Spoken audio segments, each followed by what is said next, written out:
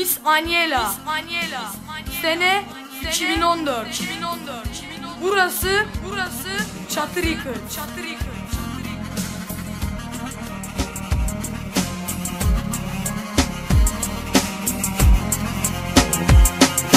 Gözlerinle gözlerime dalarken çok sevmiştin. Ne oldu birden? Gözlerin bir başkasının olmuş. Ne yapar bu beden? Seni görmeden o masum bakışların, gülüşlerinde zaten bak beni benden eden. Aylardır yoksunum hepsinden, bıktım artık sensiz olan her şeyden. Millet dedi bana parktakinden hayır gelmez güzelim. Bak sen keyfine, ben sana çok güvendim be sevgilim. Elbet sana yine sonsuz güvenim. Bu parçamda bana en büyük armağan olsun seninle la bakan o gözlerin. Özlediğimi söylemeyecektim ama masum bakışlarını özledim. Bu gece yazarken kalemim elimde, pencere önünde ve parkta gözlerim. Her sabah senin sesinle uyanırken şimdi sesini duyamamak çok zor. Her sabah senin sokaktan gelen sesine uyanırdım. Sen bilirsin sesin yok ya artık sabahları. Hiç uyanmak istemez oldu bedenim. Hayallerimi, umutlarımı aldın. Hiç uğruna inan ki beni harcadın. Nasıl kandırdılar seni söyle.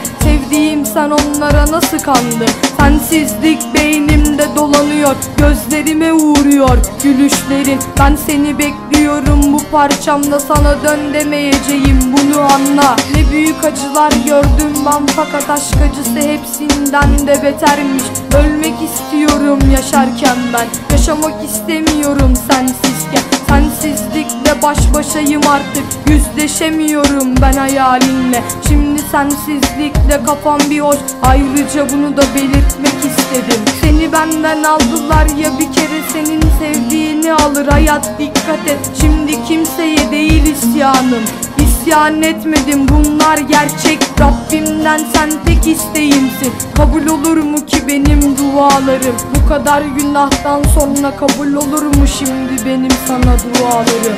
Sen orada yeşil giysilerinle takıl, ben burada seni yine beklerim. Bekleyeceğim sonuna kadar, ucunda ölüm varsa bile birlikte ölelim. Benim de batırdılar güneşimi, çok soğuk bu aralar İstanbul. Keşke yanımda olsan da bir gülüşünle, bakışınla ısıtsan beni. Güneş gözlerine kurban olduğum, sen böyle nasıl bir şeysin?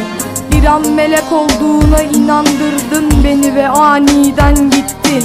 Sen bana hep deli derdin, deli değildim belki ama şimdi delirdim. Yine de senin adının geçtiği hiçbir cümleye kötü bir söz eklemedim. Ne kadar acı gerçek varsa hepsini bite sığdırmaya ben çabaladım. Sığmaz sana olan hasretim, özlemim, senin için ağlayan bu gözlerim. Seni ne kadar sevdim bilemezsin, sensizken acıları hep ben çekerim. Bu kadarı fazla değil mi? 13 yaşımda ben en büyük darbeyi yedim. Dayanamıyor yaşananlara bu ufacık bedenim, ben zaten bir hiçim. Gelmiyorsun ki yanıma, bir gün ölürsem mezarıma sen gelir misin? Toprağımı sakın ha öpüp koklama, gözyaşlarını dökme mezarıma. Zaten kimim kimsem kalmadı, bu saatten sonra sıkarım kafama.